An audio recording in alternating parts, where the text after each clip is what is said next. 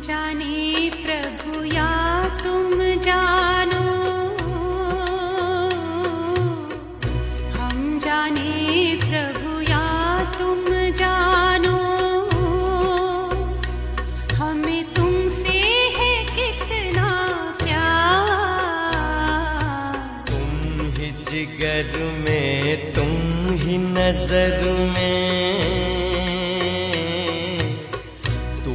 जिगर में तुम ही नजर में,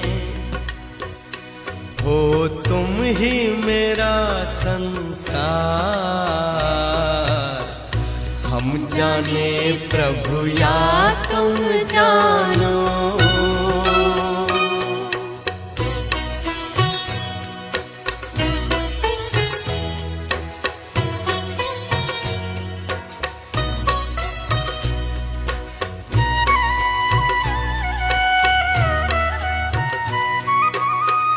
पूछते हैं अपने दिल से, पूछते हैं अपने दिल से, हम कितने महान हैं। दुनिया जिसको ढूंढती है, दुनिया जिसको ढूंढती है, वो हम पर कुर्बान है। खींचता है मन को हमारे, खींचता है मन को हमारे, पल पल तेरा प्यार। हम जाने प्रभु या तुम जानो।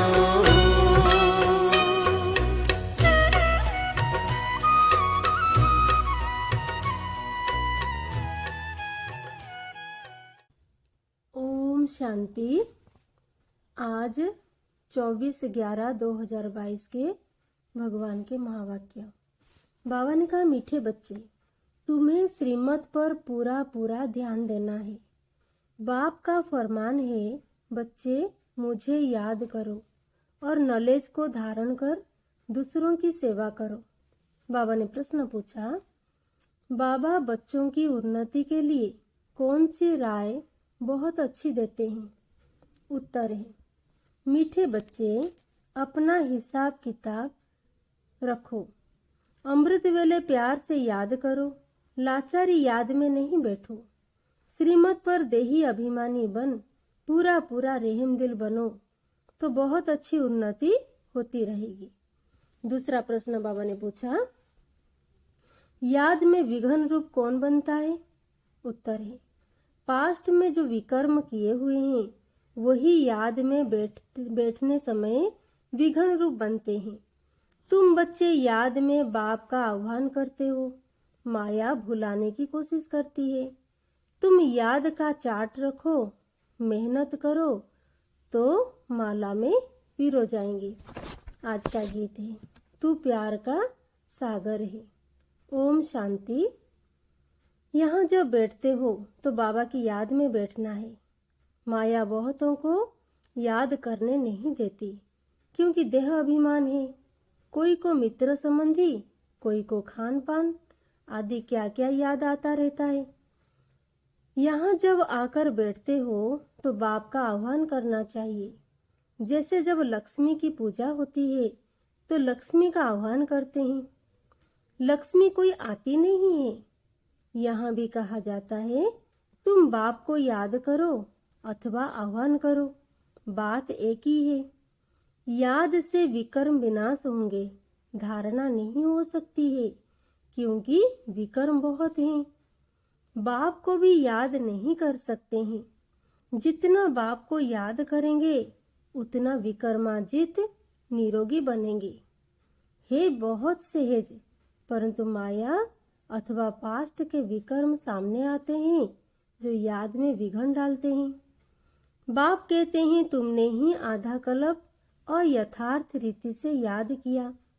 अभी तो तुम प्रैक्टिकल में आह्वान करते हो क्योंकि तुम जानते हो कि बाबा आया हुआ है, परंतु यह याद की आदत पक्की हो जानी चाहिए। तुमको एवर निरोगी बनने के लिए अविनाशी सर्जन दवाई देते हैं कि मुझे याद करो, फिर तुम मेरे से आकर मिलेंगे। मेरे द्वारा मेरे को याद करने से ही तुम मेरा वर्षा पाएंगे। बाप और स्वीट होम को याद करना है। जहाँ जाना है वो बुद्धि में रहता है। बाप वहां से आकर सच्चा पैगाम देते हैं और कोई भी ईश्वरीय पैगाम नहीं देते। वो तो यहाँ स्टेज पर पाठ बजाने आते हैं और ईश्वर को भूल जाते हैं। लक्ष्मी नारायण यहाँ आते हैं तो ईश्वर का पता नहीं रहता। उनको भी पैगंबर नहीं कह सकते। यह तो मनुष्यों ने नाम लगा दिए हैं। वो आते ही हैं पाठ बजाने, वो याद कैसे करेंगे? उनको पाठ बजाते बजाते पतित बनना ही है, फिर अंत में पतित से पावन बनना है। वो तो बाप ही आकर बनाते। बाप की याद से ही पावन बनना है। बाप कहते हैं बच्चे, मेरे पास पावन बनाने का एक ही उपाय है। देह सहित जो भी देह के संबंध है उनको भूल जाना है। तुम जानते हो मुझ आत्मा को बाप को याद करने का फरमान मिला हुआ है। उस पर चलने वाले को ही फरमान वरदार कहा जाता है। जो कम याद करते हैं वो कम फरमान वरदार है। फरमान वरदार पद ही ऊंचा पाते हैं। बाबा का एक फरमान है याद करो, दूसरा है नॉलेज को धारण करो। याद नहीं करेंगे तो सजाएं बहुत खानी पड़ेगी। स्वदर्शन चक्र फिराते रहेंगे तो धन बहुत मिलेगा। भगवान उवाच, मेरे द्वारा मुझे भी जानो और सृष्टि चक्र के आदि मध्य अंत को भी जानो। यह दो बातें मुख्य है जिस पर ध्यान देना है। श्रीमत पर पूरा ध्यान देंगे तो ऊंच पद पाएंगे।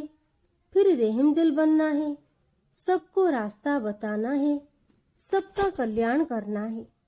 मित्र संबंधियों आदि को भी सच्ची यात्रा पर ले जाने की युक्ति रचनी है। वो है जिस्मानी यात्रा, यह है रूहानी यात्रा। यह स्पिरिचुअल नॉलेज कोई के पास नहीं है। वो है सब शास्त्रों की फिलोसफी। यह है रूहानी नॉलेज। सुप्रीम रूह यह नॉलेज देते हैं रूहों को। रूहों को ही वापस ले जाना है। अमृत वेले जब आकर बैठते हैं, कोई तो लाचारी आकर बैठते हैं। उन्हों को अपनी उन्नति का कुछ भी ख्याल नहीं है। बच्चों में देह अभिमान बहुत है। देही अभिमानी हो तो रहम दिल बन श्रीमत पर चले। बाप कहते हैं अपना चार्ट लिखो, कितना समय याद करते हैं। आगे चार्ट रखते थे। अच्छा, बाबा को न भेजो, अपने पास तो रखो। अपनी शकल देखनी है। हम लक्ष्मी को भरने लायक बने हैं। व्यापारी लोग अपना पोता मेल रखते हैं। कोई कोई सारे दिन की दिनचर्या रखते हैं। हॉबी होती है लिखने की। ये बाबा बहुत अच्छी राय देते हैं कि अपना हिसाब किताब रखो। कितना समय याद किया, कितना समय किसको समझाया, ऐसा चार्ट रखें तो बहुत उन्नति हो जाए। बाबा मम्मा को तो नहीं लिखना है। माला के दाने जो बनते हैं उन्हों को पुरुषार्थ बहुत करना है। बाबा ने कहा ब्राह्मणों की माला अभी नहीं बन सकती, अंत में बनेगी जब रुद्र की माला बनेगी। ब्राह्मणों की माला तो बदलती रहती है। आज 3-4 नंबर में है, कल लास्ट 16,108 में चले जाते हैं। कोई गिरते हैं तो बिल्कुल दुर्गति को पा लेते हैं। माला से तो गए, प्रजा में भी चंडाल जाकर बनते हैं। अगर माला में पिरोना है तो मेहनत करो। बाबा सबके लिए बहुत अच्छी राय देते हैं। भल गूंगा हो, कोई को भी इशारे से बाबा की याद दिला सकते हैं। अंधे लूले कैसे भी हो, तंदुरुस्त से भी ज्यादा ऊंच पद पा सकते हैं। सेकंड में जीवन मुक्ति गाई हुई है। बाबा का बना और वर्षा मिल गया। उनमें नंबरवार पद है। बच्चा पैदा हुआ, वर्षे के हकदार बन गया। यहाँ तुम हो मेल्स बच्चे, बाप से वर्षे का हक लेना है। सारा मदार पुरुषार्थ पर है। फिर कहते हैं कल्प पहले भी हार खाई होगी। बॉक्सिंग है ना। पांडवों की थी माया रावण के साथ लड़ाई। कोई तो पुरुषार्थ कर विश्व के मालिक डबल सिरताज बनते हैं। कोई फिर प्रजा में भी नौकर चाकर बनते हैं। सभी यहाँ पढ़ रहे हैं। राजधानी स्थापना हो रही है। अटेंशन आगे वाले दोनों तरफ जाएगा। 8 दाने कैसे चल रहे हैं, पुरुषार्थ से मालूम पड़ जाता है। ऐसे नहीं, अंतर्यामी है। सबके दिल को जानते हैं? नहीं, जानी जाननहार अर्थात नॉलेजफुल, सृष्टि के आदि मध्य अंत को जानते हैं। बाकी एक एक के दिल को थोड़ी रीड करेंगे। मुझे थॉट रीडर समझा है। वास्तव में मैं जानी जाननहार अर्थात नॉलेजफुल हूँ। सृष्टि के आदि मध्य अंत की मेरे पास नॉलेज है। ये चक्र फिर से कैसे रिपीट होता है, मैं उस रिपीटेशन के राज को जानता हूँ। वो सब राज तुम बच्चों को समझाता हूँ। हर एक समझ सकते हैं कि परमात्मा कौन है और कितनी सर्विस करते हैं। बाकी बाबा एक एक की दिल को जानने का धंधा नहीं करता है। वो चैतन्य मनुष्य सृष्टि का बीज नॉलेजफुल है। जानी जाननहार अक्षर बहुत पुराना है। हम तो जो नॉलेज जानता हूँ वो तुमको पढ़ाता हूँ। बाकी तुम क्या क्या करते हो वो सारा दिन बैठ देखूंगा क्या।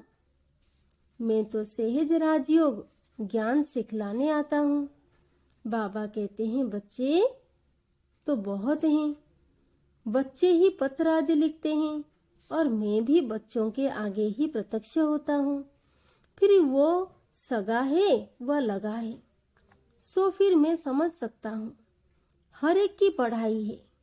श्रीमत पर सभी को एक्ट में आना है, कल्याणकारी बनना है। तुम जानते हो बृहस्पति को वृक्षपति देवी कहा जाता है।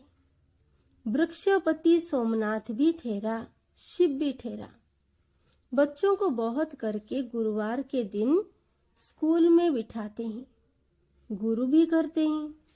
तुमको सोमनाथ बाप पढ़ाते हैं।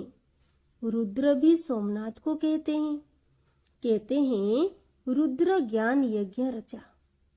यह एक ही यज्ञ चलता है जिसमें सारी पुरानी दुनिया की सामग्री स्वाहा होनी है। तत्व भी उथल पातल में आ जाते हैं। सब इसमें स्वाहा हुए हैं। सामने महाभारत लड़ाई खड़ी है। ये सब शांति के लिए यज्ञ रचते हैं, परंतु मटेरियल यज्ञ से शांति हो न सके। इस यज्ञ से विनाश ज्वाला प्रकट होती है। यह भ्रष्टाचारी दुनिया इसमें स्वाहा होने वाली है। यह सब बच्चों को देखना है। देखने वाले बड़े महावीर चाहिए। मनुष्य तो हाय हाय करेंगे।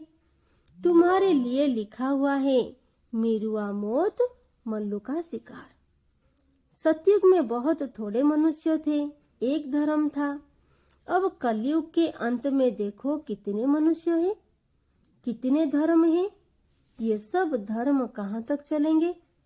सतयुग जरूर आना है। अब सतयुग की स्थापना कौन करेंगे? रचता बाप ही करेंगे। कलयुग का विनाश भी सामने खड़ा है। तुम भूल गए हो कि गीता का भगवान कौन है। भगवान ने स्वर्ग की स्थापना की, इसमें लड़ाई की कोई बात नहीं। उसने माया पर जीत पहनाई है। इस राज को न समझ उन्होंने असुर और देवताओं की लड़ाई दिखाई है, वो तो होती नहीं। तुम बच्चों को बाप द्वारा जो पास्ट, प्रेजेंट, फ्यूचर की नॉलेज मिली है, यह सुदर्शन चक्र तुमको फिराना है। बाप और रचना को याद करना है। कितनी सहज बात है। गीत है, तू प्यार का सागर है। आज बाबा ने लिखा है, तुम ocean of knowledge, ocean of bliss लिखते हो, बाकी ओशन ऑफ लव भी जरूर लिखना है। बाप की महिमा बहुत है, परंतु सर्वव्यापी कहने से बाप की महिमा गुम कर दी है। श्री कृष्ण के लिए भी लिखा है, 16,108 रानियां थी। जन्माष्टमी के दिन श्री कृष्ण को झूले में झुलाते हैं, परंतु किसी को भी पता नहीं कि श्री कृष्ण ही श्री नारायण बनते हैं। राधे फिर लक्ष्मी बनती है, लक्ष्मी ही फिर जगदम्बा बनती है, ये कोई नहीं जानते। अब बाबा कहते हैं, मेरे को जानने से तुम सबको जान जाएंगे, परंतु जो देही अभिमानी नहीं बनते उनको धारणा भी नहीं होती है। आधा कल्प तो देह अभिमान चला है। सतयुग में भी परमात्मा का ज्ञान नहीं रहता है। यहाँ पाठ बजाने आते हैं और परमात्मा को भूल जाते हैं। ये तो समझते हैं आत्मा एक शरीर छोड़ दूसरा लेती है, परंतु वहाँ दुख की बात नहीं। यह परमात्मा की महिमा है। ज्ञान का सागर, प्रेम का सागर, एक बूंद है, मन मना भव, मध्याजी भव। यह मिलने से हम विषय सागर से क्षीर सागर में चले जाते हैं। स्वर्ग में घी दूध की नदियां बहती है, ये सब महिमा है। बाकी घी दूध की नदी थोड़ी हो सकती है। यह भी तुम जानते हो स्वर्ग किसको कहा जाता है। भल अजमेर में मॉडल है, परंतु जानते कुछ नहीं। तुम कोई को समझाओ तो झट समझ जाएंगे। बाकी यह रास विलास तो खेल कूद है। जैसे बाबा के पास आदि मध्य अंत का ज्ञान है, तो तुम बच्चों की बुद्धि में फिरना चाहिए। बाप की महिमा एक्यूरेट सुनानी है। उनकी महिमा अपरम अपार है। सब एक जैसे नहीं हो सकते हैं। हर एक को अपना अपना पाठ मिला हुआ है। पोप का भी अगर ड्रामा अनुसार पाठ होगा तो मिलेगा, अगर दूसरा होगा तो दूसरा फिर आगे चलकर देखेंगे। जो दिव्य दृष्टि से दिखाया था वो सब इन आँखों से देखेंगे। विष्णु का साक्षात्कार किया है, वहां भी प्रैक्टिकल जाएंगे, फिर साक्षात्कार होना बंद हो जाता है।